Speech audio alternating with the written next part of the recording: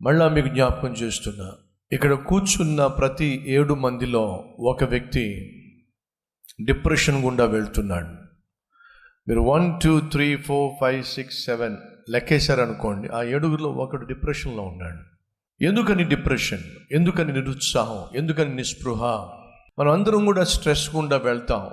Stress అనేది తాత్కాలికం, depression అనేది తాత్కాలికం కాదు. వర్షాకాలంలో వర్షం పడుతుంది, పొద్దున వర్షం వస్తుంది, మధ్యాహ్నానికి వర్షం పడుతుంది. ఈరోజు 6 o'clockకి వర్షం లేదు, 7కి వర్షం వచ్చింది. ఆ తర్వాత మళ్ళీ వర్షం పడింది, ఇప్పుడు వర్షం ఆగింది. కానీ కొన్ని సందర్భాల్లో డిప్రెషన్ ఏర్పడుతుంది, వాతావరణంలో కూడా డిప్రెషన్ ఉంటుంది. ఆ డిప్రెషన్ ఏర్పడినప్పుడు అస్తమాను వర్షం పడుతూనే ఉంటుంది. కారణం ఏమిటంటే డిప్రెషన్.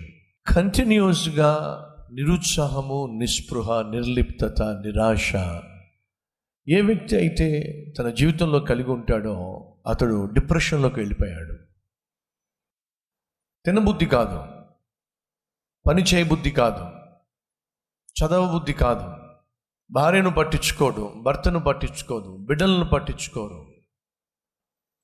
ఒక విధమైనటువంటి నిరాశ, నిర్లిప్తత, ఏమీ చేయలేక, చేసే మనసు లేక, చేద్దామన్న సత్తువు లేక, జీవోత్సవంలా పడి ఉన్నప్పుడు మనిషి ఏమనుకుంటాడంటే ఏమి లాభం, నా వల్ల నా భార్యకి ఏం లాభం, నా వల్ల నా భర్తకి ఏం లాభం, నా వల్ల నా బిడ్డలకి ఏం లాభం, నా వల్ల నా పేరెంట్స్కి ఏం లాభం, చచ్చిపోతే బెటర్ అని చెప్పి ఆత్మహత్య చేసుకోవాలి అనే ఒక ఆశ, ఒక కోరిక బలంగా పుడుతుంది. ప్రతి 40 సెకండ్స్కి ఒక వ్యక్తి భూమి మీద ఆత్మహత్య చేసుకుంటున్నాడు డిప్రెషన్ వల్ల. ఈరోజు ఇక్కడ కూర్చున్న మనం ఆ డిప్రెషన్లోకి వెళ్ళి ఆ తర్వాత ఆత్మహత్య చేసుకొని ఆ తర్వాత జీవితాన్ని అంతమొందించుకోక మునుపు అసలు ఈ స్ట్రెస్ని, ఒత్తిడిని, చింతను ఎలా ఎదుర్కోవాలి?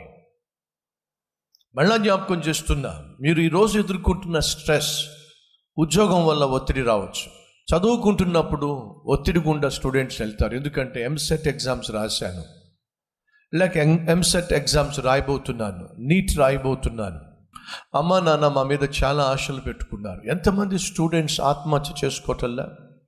మన ఇంటర్మీడియట్ ఎగ్జామ్స్ రిజల్ట్స్ వచ్చినాయి, ఆ రిజల్ట్స్ కొన్ని సందర్భాల్లో తారుమారైనాయి. స్టూడెంట్స్ ఆత్మహత్య చేసుకున్నారు. కారణం ఏమిటి? ఒత్తిడి తట్టుకోలేకపోయి. ఏమిటి ఆ ఒత్తిడి? ఓటమి తీసుకొచ్చిన ఒత్తిడి, ఎగ్జామ్స్ తీసుకొస్తున్న ఒత్తిడి, ఎక్స్పెక్టేషన్స్ ఒత్తిడి, అలాగే ఉద్యోగంలో ఒత్తిడి, కుటుంబంలో ఒత్తిడి, ఆర్థికంగా ఒత్తిడి, అలాగే నీ శత్రువులు నీ మీద దాడి చేస్తున్నప్పుడు నువ్వు ఎదుర్కొనే ఒత్తిడి, కొలీగ్స్ వల్ల, ఉద్యోగం చేసే చోట కొలీగ్స్ వల్ల వచ్చే ఒత్తిడి, పైన బాస్ పెట్టేటటువంటి కండిషన్స్ వల్ల, శాసనాల వల్ల ఒత్తిడి, శత్రువులు విసిరే సవాలుల వల్ల ఒత్తిడి, ఇవన్నీ కూడా జీవితంలో ఒక భాగమే. అతడు ఒక ఆత్మీయుడు, అద్భుతమైన ఆత్మీయుడు, ప్లస్ దేశాన్నే పరిపాలిస్తున్నటువంటి రాజు, గొప్ప రాజు అయినప్పటికీ కూడా గొప్ప ఆత్మీయుడు. సాధారణంగా మనం అంటూ ఉంటాం కదా, ధనం ఉంటే గుణం ఉండదు, గుణం ఉంటే ధనం ఉండదు. కానీ అతడు రాజు గనుక సకల భోగభాగ్యాలు పొందుకోగలిగాడు, అయినప్పటికీ అద్భుతమైన ఆత్మీయుడు. రాజు అయినంత మాత్రాన కొమ్ములు మాత్రం రానివ్వలేదు, గర్వానికి తావివ్వలేదు. ఇంటర్మీడియట్ కాస్త ఫస్ట్ క్లాస్లో పాస్ అయితే చాలు, కొంతమంది భూమి మీద నడవరు. ఎంసెట్లో ర్యాంక్ వస్తే చాలు, వీళ్ళకి బైక్ భూమి మీద నడవదు. మంచి ఉద్యోగం వస్తే చాలు, వీళ్ళని ఎవ్వరూ పట్టుకోలేరు.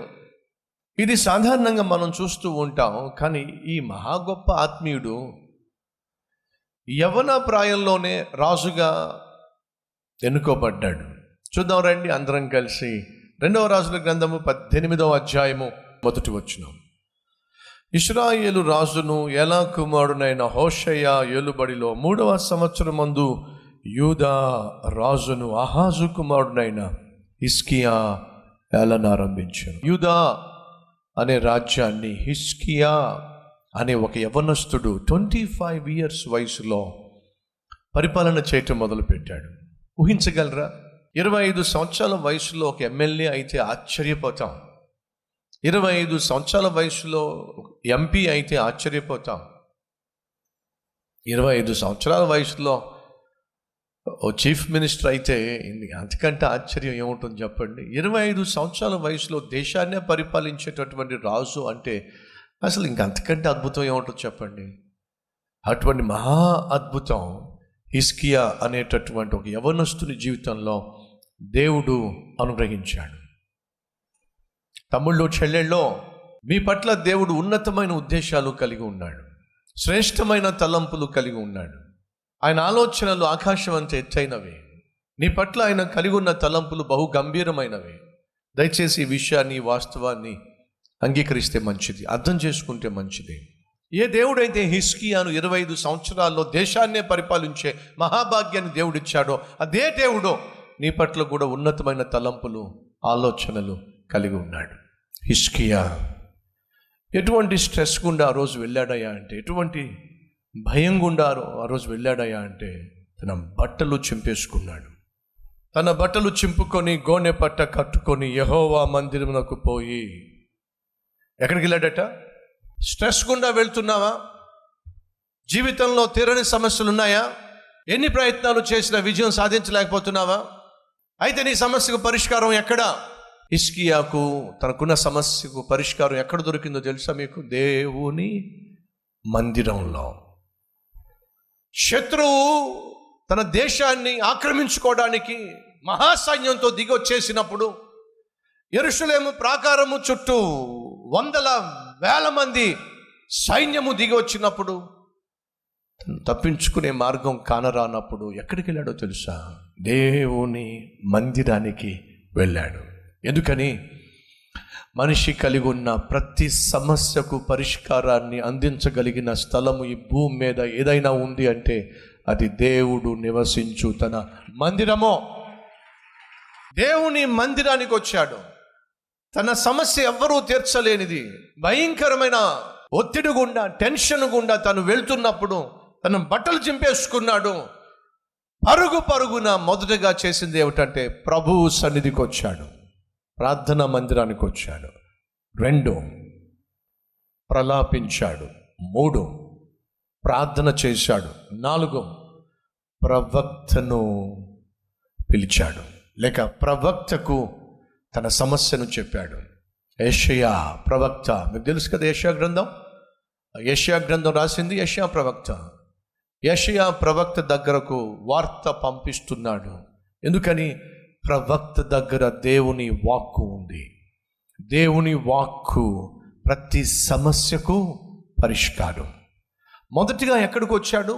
పరిస్థితులు బాగున్నప్పుడు, ప్రమాదం పొంచి ఉన్నప్పుడు, భయము ఆవరించినప్పుడు, ఒత్తిడి తట్టుకోలేకపోతున్నప్పుడు ఎక్కడికి వెళ్ళి తాను ఆ ఒత్తిడి నుండి, ఆ భయం నుండి, ఆ భీతి నుండి, ఆ టెన్షన్ నుండి విడుదల పొందుకోవాలని ఆశించాడు? దేవుని మందిరానికి వెళ్ళి.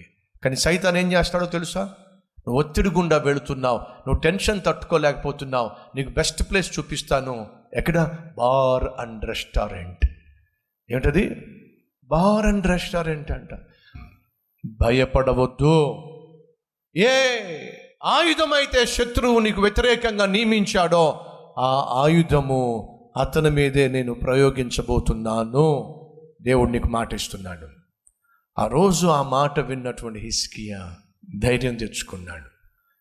తను కలిగిన టెన్షన్ని, తను కలిగిన భయాన్ని, తను కలిగిన ఆ వర్రీని, ఒత్తిడిని ఎక్కడ వదిలేశాడో తెలుసా మీకు? దేవుని మందిరంలో. సహోదరి సహోదరులు, ఈరోజు మన మధ్య ఎవరైనా ఉన్నారా? ఒత్తిడి గుండా వెళుతున్న వాళ్ళు, టెన్షన్ గుండా వెళుతున్న వాళ్ళు. సంతోషకరమైన శుభవార్త ఏమిటంటే దేవుడు నీకు తోడుగా ఉన్నాడు.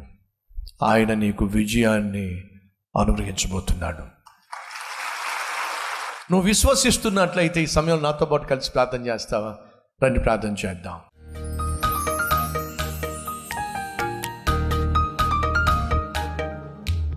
మహాపరిశుద్ధుడు అయిన ప్రేమ కలిగిన తండ్రి, అద్భుతమైన సందేశం ద్వారా ప్రతి ఒక్కరితో మాట్లాడినందుకు మీకు వందనాలు, స్తుతులు, స్తోత్రాలు చెల్లిస్తున్నాను. అయ్యా, మాలో అనేక మంది భయం గుండా వెళుతున్నారు, భీతి గుండా వెళుతున్నారు, ఒత్తిడి గుండా వెళుతున్నారు, టెన్షన్ పడిపోతున్నారు, స్ట్రెస్ గుండా వెళుతున్నారు, డిప్రెషన్ గుండా వెళుతున్నారు, నిరాశ నిస్పృహ గుండా వెళుతున్నారు. ఏమైపోతుందో నా భవిష్యత్తు, ఏమైపోతుందో నా బ్రతుకు, ఏమైపోతుందో నా కుటుంబం, ఏమైపోతుందో నా ఆరోగ్యం. ఒకటి కాదు నాయన, ఎన్నో ప్రశ్నలు ఉక్కిరి బిక్కిరి చేస్తూ ఉన్నాయి. బట్ అన్నిటి మధ్య ఈరోజు నీ వాక్యము ద్వారా మాతో మాట్లాడావు. భయపడవద్దు అయ్యా, ఈ మాటను మేము అంగీకరిస్తున్నాం. దేనికైతే మేము భయపడుతున్నామో, ఏది జరుగుతుందో అనుకుంటున్నామో, దాన్ని జరగకుండా చేయబోతున్నందుకు వందనాలు నాయన. తమ జీవితాన్ని, తాము కలిగి ఉన్న సమస్యను నీతో పంచుకుంటున్న ప్రతి ఒక్కరిని ఆశీర్వదించమని యేసు నామం పేరిట వేడుకుంటున్నాం తండ్రి, ఆమేన్.